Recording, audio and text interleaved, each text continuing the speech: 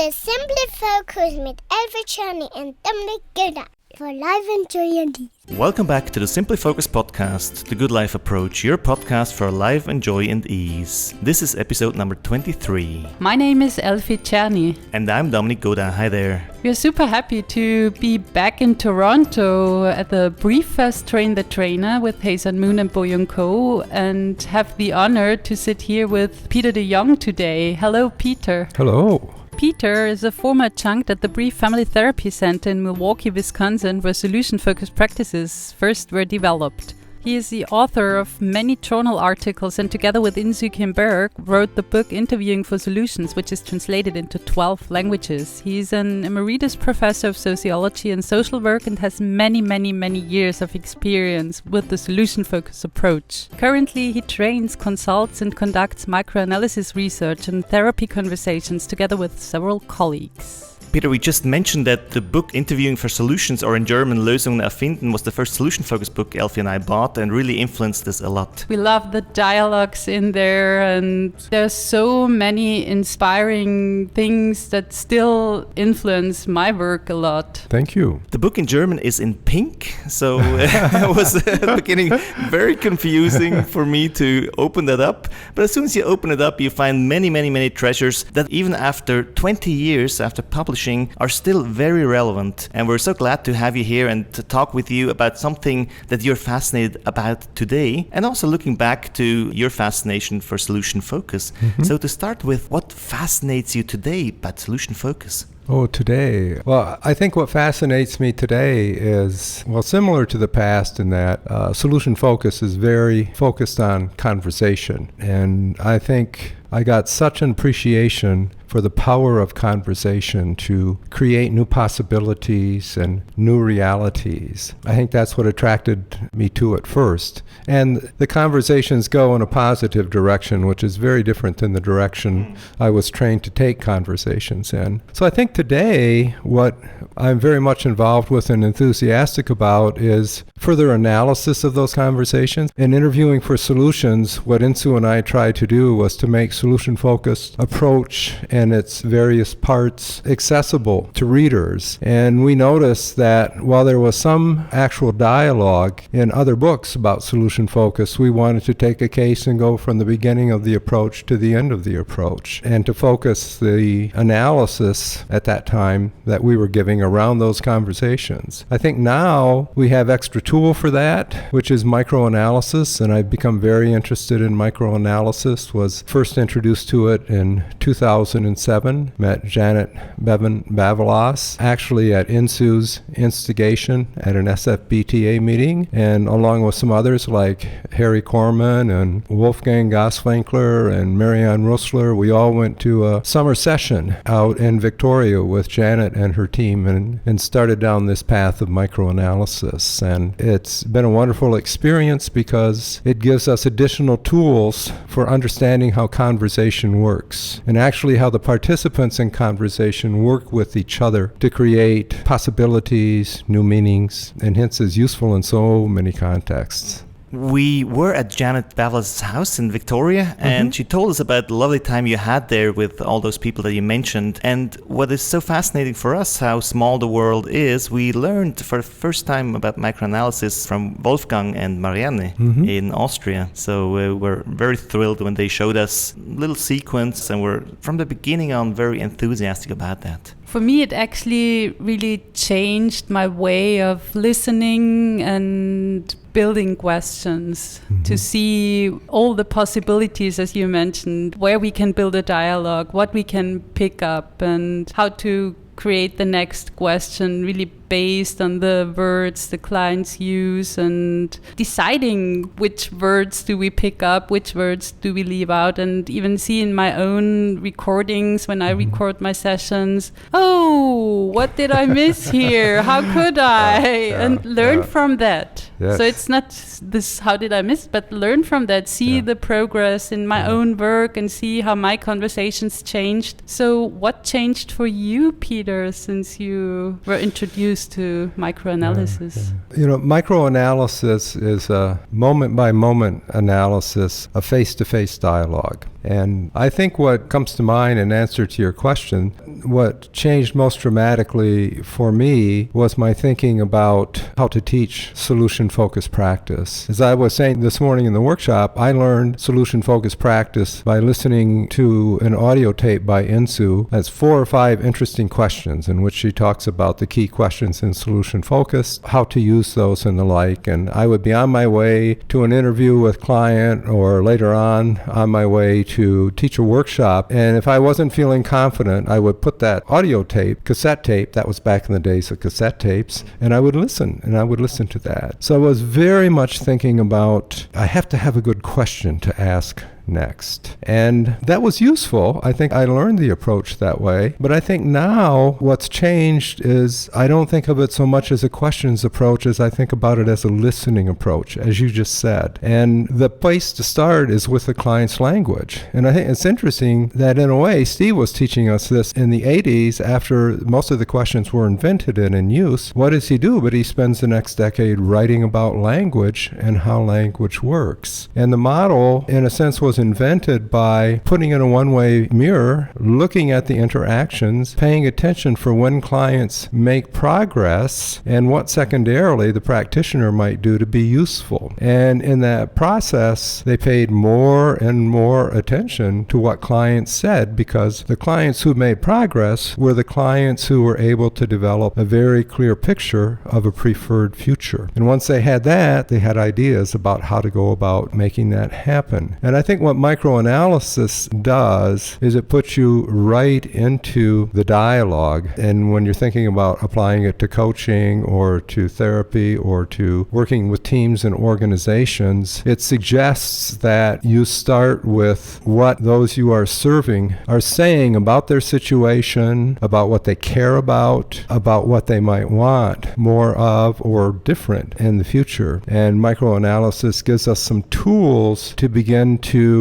slow the process down, look more carefully at that language, and begin to brainstorm about, well, I could ask about this, or I could ask about that. We certainly want to ask about what the client cares about. Is there anything in what the client says that gives me a hint about what the client cares about? And suppose I wanted to go in that direction. What might I ask? What might I say? Or if there's a hint about what clients want differently, even if it comes in the form of them saying with a lot of energy what they don't like, which actually makes it quite easy to get a sense of what they care about and where they might like to go, to build a question about that. But it begins in a deep respect for client language. And I think that parallels so clearly the way in which the approach was invented, because when Steve and Insoo and their team started this, they were doing something different. And as they paid attention to which clients made progress, and they noticed that clients often used therapy, they were in a therapy context, very different than what the practitioners thought the way in which they should be using therapy. They used to talk about how in the 70s and 80s, 20 plus sessions are what therapists thought clients needed. But even back then, clients were on average only coming 4 times. And therapists were bemoaning that clients weren't in therapy long enough, and they weren't addressing what they ought to address. And then I can,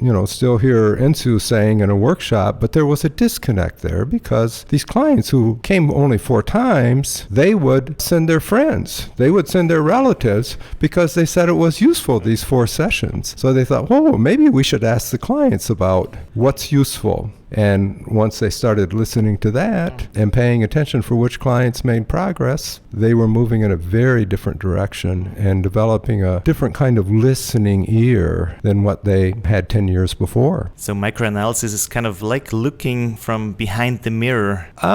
Yeah, I think of it as taking a second look. So often in real time, when we listen to somebody we're in conversation with, we have one chance to hear what they say and their utterance to us. And then if they're looking at us, then we know it's our turn. So we have to make a response, and we do the best that we can. And I think in microanalysis, what we do is we get a recording of it. both the verbal and the non-verbal actions. And we look at it moment by moment. So we're able to go back to a piece of it, maybe 2, 3, 4 utterances, 3, 4 exchanges. We start with, say, the first utterance in a client coaching session, and maybe the opening is, how might I be useful to you? Or what would you like to have different by the end of our coaching session? And the client says something. In microanalysis, we have the luxury with a recording of going back and simply focusing on that utterance. And if we come to the utterance with a purpose, which a solution-focused practitioner does, in my case, I'm first of all listening for, what does this person care about? What even might this person want? But first of all, what are they talking about? What does that tell me about what they care about? Then I can go through that utterance and I can look for any hints of what they care about, which in a sense is a solution-focused opportunity or opening that I can respond to. I can make a comment about it. So, so you care about your relationship to your daughter, and then go from there. So I think the value of microanalysis is that it gives us the tools to look in much more detail at what the components of it are, how it gets built, how people work together to make it a productive conversation. That's one thing that fascinates us about calibration, for example, to really see how conversations are being built and what we ground on. It's like building a house, and you can really make that visible with microanalysis, and especially with the lens of calibration. Mm-hmm. Maybe you can just say a little bit about calibration. I guess we get an additional view, hearing your view on calibration and what it is for people who have never heard of it before. Yeah. I think many people in the coaching and therapy world who have done some reading about microanalysis, they know this word grounding. And I think more recently, Jan and Bavelas and her research team of Jennifer Gerwing and Sarah Healing, and then secondarily Harry Corman and Sarah Smock Jordan and myself, we did some preliminary work on grounding, and now that research team has refined that. They've changed the term from grounding to calibration, and they have created a really quite detailed, sophisticated set of procedures for observing it. Because microanalysis is not analyzing what's going on in the head of the other people who are in the conversation. It works with what is directly observable, the verbal and the nonverbal actions. And calibration is the process by which a conversation builds. And I think we all know that conversation is oftentimes very interesting. And it's interesting because it goes somewhere, and it goes somewhere which is oftentimes somehow very satisfying and exciting to us. The calibration makes that building, what they're building together, and how they do it visible. So calibration generally occurs in a kind of 3-step dance where one of the participants introduces something new into the conversation. And when that person introduces something new into the conversation, second step is, if we're talking about two-person face-to-face dialogues, second person displays somehow, either verbally or not verbally, that they understood. It could be the first person asks the question, what are your best hopes? The second person can display understanding by saying, my best hopes are, and begin to answer the question. And then the first person, third step, will acknowledge somehow, verbally or nonverbal action, that the second person's response was meaningful or appropriate. So might say, so your best hopes are to have more of a sense of peace. And those 3 steps then put in place by introducing something new, which is called initiation. Second person displays understanding. First person acknowledges that second person's initiation makes sense. That completes a grounding cycle. So the new information that's introduced in the first step is calibrated, or I think of it it's put in place between the two of them. It's something that they have calibrated or grounded together. What got put in place was that first person asked a question about what are your best hopes. Well, when the second person starts to answer, they not only display understanding of the question, they start to answer the question. My best hopes are to have a sense of peace, let's say. That's not only a display, it's also introducing new information. So these cycles overlap, But what's amazing, and already there's a study in the psycholinguistics literature that Jan and Jennifer and Sarah have published that documents that in getting acquainted conversations, these conversations proceed with that 3-step sequence. 3 steps, something's put in place. 3 steps, something else is put in place. And I think what's so interesting about this is that we're going to be able to look at, say, a coaching conversation or a conversation between a coach and a team at an organization, and we're going to be able to track what gets put in place in that conversation, what gets built between the participants, and how each piece of new information got introduced and whether or not it was grounded. And how is this relevant for people out in the world, for coaches, for therapists, for leaders, for organizations? I think it's a stretch to think that the technical research studies would be of interest to them. I think it's going to be of great interest in other ways. I think the tools of microanalysis can be adapted and used to teach people who are interested in becoming more competent in conversation, or let's say taking conversation in a particular direction. So if, let's say, you're interested in becoming a more proficient, solution-focused practitioner, I think microanalysis is very useful. I don't think I would start with grounding, even though I think that's how co-construction happens.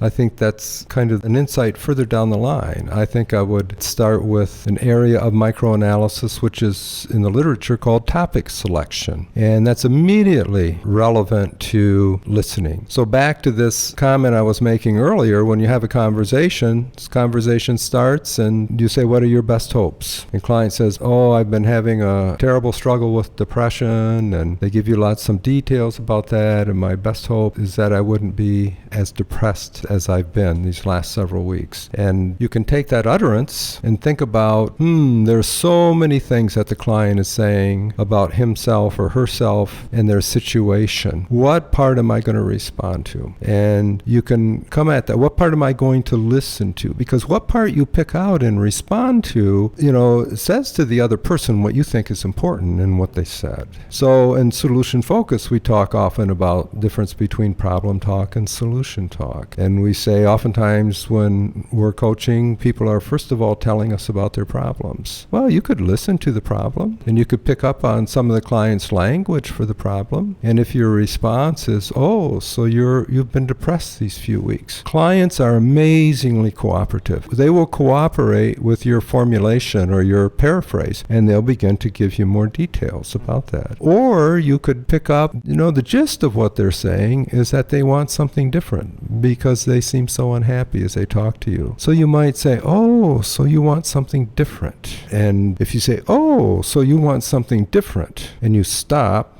people know how to have a conversation, so client knows it's their turn next. And they start to struggle, it's oftentimes a struggle, to say something about what they want different. So then you have the next utterance. And we're only thinking about listening. The next utterance is different in some way from the first. Yeah, I want something different. I don't want to be depressed. And if they stop right there and turn to you, then you might say, oh, what do you want instead of being depressed? And suppose you were not depressed, what would that look like? Oh, they might say, that's a good question.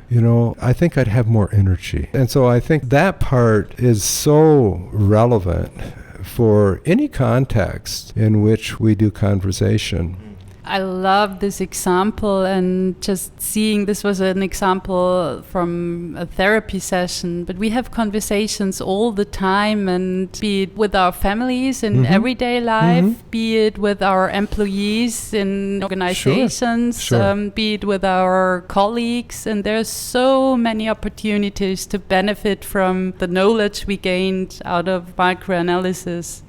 Yeah, it's interesting to think of this topic choice. It goes so fast. And if you go back to what Peter mentioned that the client said, then you hear or you can listen to the many choices you have there if you go back to this dialogue. And you also mentioned in everyday conversations or in live conversation, this goes very fast. So it's really for us a training, especially if we look at it on a tape again and see what topics could we have chosen, what possibilities are there, that we get better and better in doing that in our live conversations too. Yeah, I think that's very true because people are people and people care about things. There are things that they appreciate about their lives. There are things they wish were different. There are things that they want, and that can be carried over into, if you have a teenager who's very unhappy with their situation, maybe at school, and if you have this mindset, I think one thing it points out is that listening has to be very intentional. We can't hear everything at the same time, and there's also this notion, if we believe something is there, if we believe that in the client's conversation they're going to tell us something about what they care about,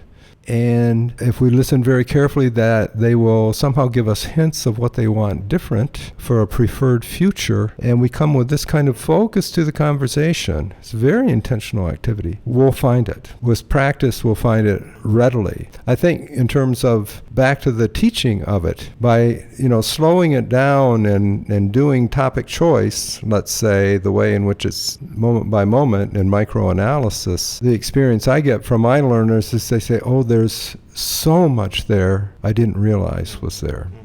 What I very much like about seeing the importance of listening, additional to what you said, is the idea that and there are studies about that as well, that we co-create stories also by the way how we listen to people. Mm-hmm. Mm-hmm. And I would really love to see more studies about that to show that solution-focused practitioners, just by listening for what people care about, or I love to listen for the brilliance of people, for instance, that we nod at different times, that we encourage people with a smile at different times to move on in the dialogue, and to see this reflected in studies, I think that would be really interesting. Mm-hmm. As you talk, if I'm hearing you the way you intend, what you're suggesting is the way we listen influences the direction of the conversation. It can go in very positive. It very much depends on what we reflect back to the client. So again, listening isn't the only component to it. There's the response of the listener. So if you respond and say, you want something different with your daughter, clients are for the most part very cooperative. They will, again, listen to your response and they will work with it. Oftentimes, if somebody's in conflict with their daughter and you say, you care a lot about your daughter, more often than not, so yes, I do.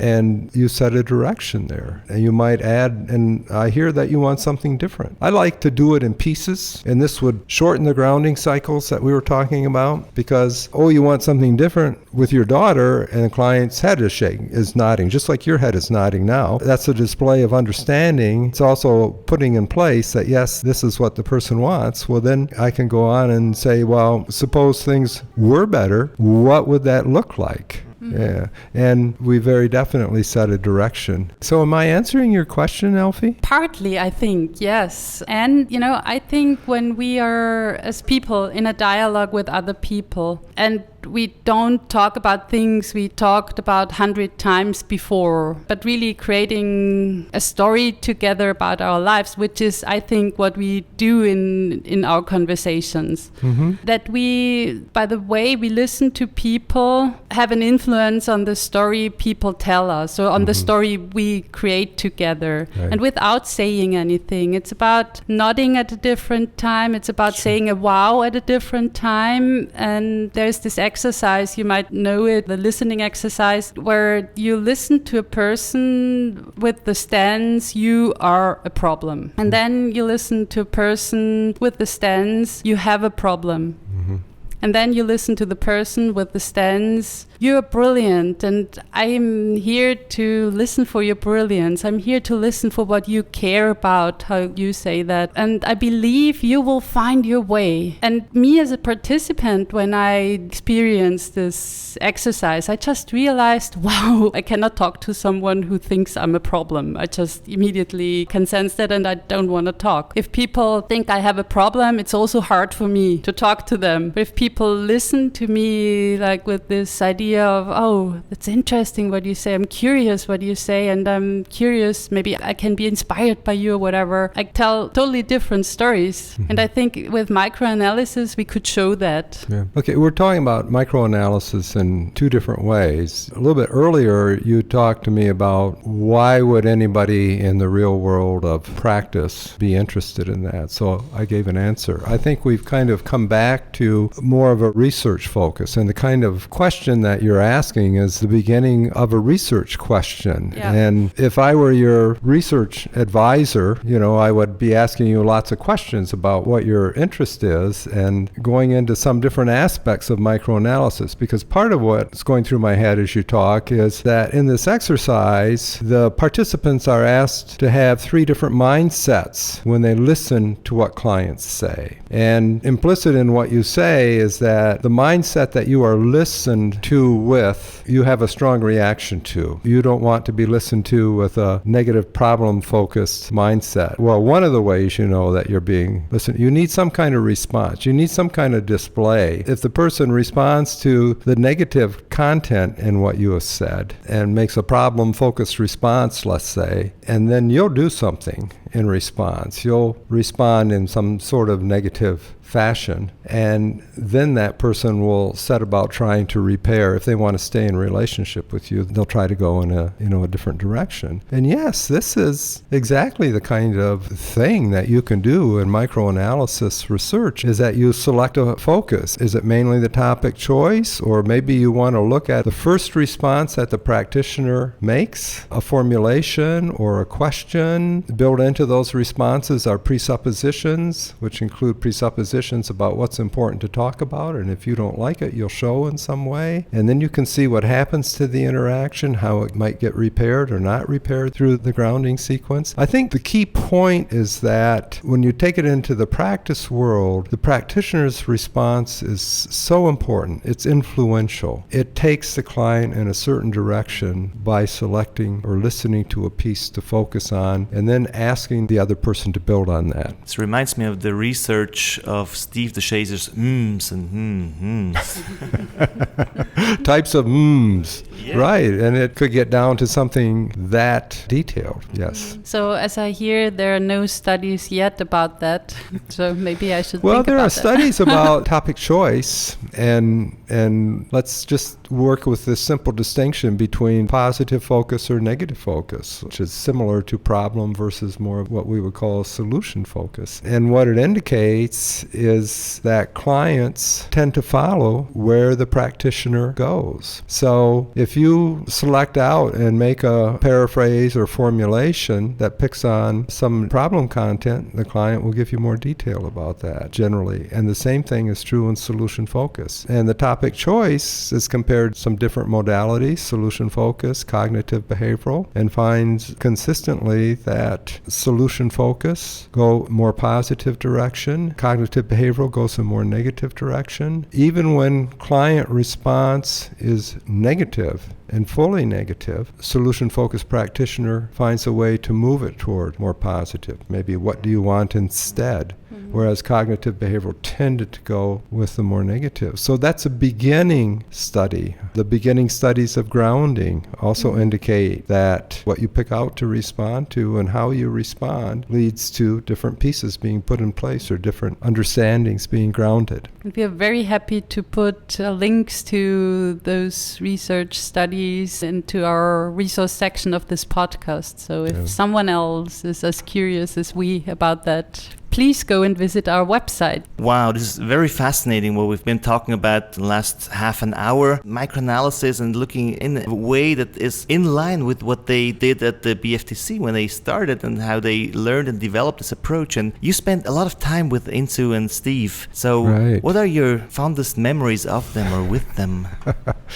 It's a big question because I think I went to Milwaukee 16 summers running, missing maybe one summer, and sat in on and participated in workshops and did projects, especially with Insoo, and had lots of conversations with Steve. I think in terms of what we're talking about, especially this listening and privileging the client's voice rather than being caught up in what we think might be good for clients or what they need to do better, or and the same thing in organizations if you're doing organizational work. I recall when Steve and Insoo did workshops in Milwaukee, always the same thing. It would be a 3 or 4 day workshop, and the first evening, to get people really comfortable with each other, we had a pizza party, and it was, Steve called it the world's best pizza, and Insoo would be on the computer answering emails from all around the world, and she would say, Steve, you set up for the party, and Peter, you help. So I had this opportunity, to be in conversation with Steve. Solution focus is more of a challenge to actually do, I think we all know, than to understand in concept.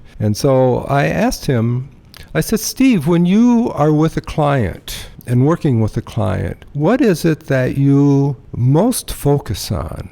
What is it that you're most intentional about? And he said, absorbing. Steve never said a lot, and so I paused and I set up another chair or two, and then I came back and I said, absorbing what? And he said, what the client is saying, of course. He said it so tersely, I didn't ask any more than that. He liked you to, I think about what he said. I think back about that, and it's really striking to me that central and solution-focused work is what the client is saying. And I noticed that in the work with the mirror, when new practitioners were interviewing clients and they could call in, I watched this for years. They weren't calling in every 5 minutes. They would call in once or twice. And the most often call in to the new interviewer, they would say, what does this client want? What are the words for what this client wants? And then they would hang up the phone. And I think, there's a direct connection to what we're talking about with microanalysis, a way in which to initially make it very useful in our training, I think, and in our supervision, is to focus our learners on the client's language and to get familiar with some basic tools that come from microanalysis, such as doing the recordings with both people on the screen, creating a transcript, giving yourself the luxury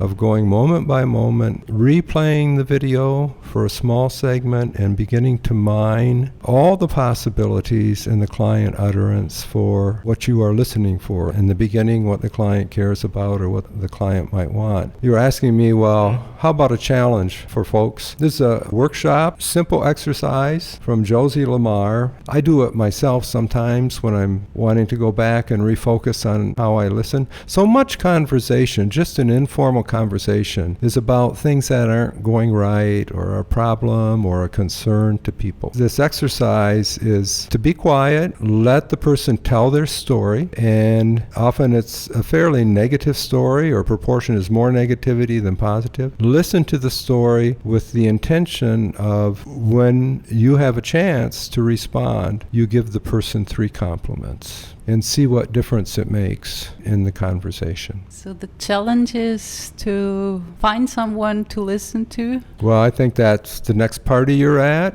Yeah. Maybe the next interaction with your teenager, maybe even the next interaction with your partner. There's going to be an opportunity to practice this. Say, well, how was your day? And maybe not the first time, but soon enough, there will be an utterance which is, oh, it was pretty difficult today. This happened, and that happened, and this happened. And listen for a while with the intention of giving 3 compliments. Do you have some clues about how to formulate this compliment? Well, I think the exercise is fun because it puts a set of lenses on you. Just slide to the sideline, or what I like to say, what you edit out and fall on the cutting floor is so much of the negative stuff. And I oftentimes start in the very beginning formulating a compliment about, what does this tell me about what this person cares about? And then secondly, almost always there will be hints of what they've already done or what small step. Even if they haven't taken an action step, they've maybe thought about something they might do differently. Even complimenting that they're thinking very hard about this situation and what to do about this. Shows that they care a lot about it. And then I think it's interesting to think about, after you do this several times in either professional or informal conversations, ask yourself the question about what's happening to me when I do this. Thank you very much for this beautiful challenge, Peter. Well, you're welcome. Thanks for having me. And coming back to the challenge, we would love to invite you, as every week, to come to our podcast page on our website and comment on how the challenge worked, comment on what inspired you with this podcast, and share with us to learn from each other, to learn together. Your insights and your learnings might inspire someone else to keep on going their solution-focused journey. So please come and comment on www.sfontour.com/simplyfocuspodcast and then go to episode 23. And there you'll also find all the microanalysis articles that we mentioned in this podcast. So if you're interested, go to the website, go to the resource section and check out these gems that are there. As well as a webpage where you can get in contact with Peter, and Peter will also be available on our website and comment on your comments, on your questions, on your insights and inspirations. And if you have not yet done, subscribe to our podcast on Blueberry, iTunes, Google Play, Stitcher, or soon on Spotify. Peter, it was a delight talking to you. Thank you very much. Oh, I enjoyed it. Thank you for having me. Well, we're very much looking forward to the days ahead of us. We have a barbecue on Sunday. We have some more time at the Train the Trainer to spend with amazing people, and we're curious to see what we learn in these next few days. Have a great week and hear you next week. Bye.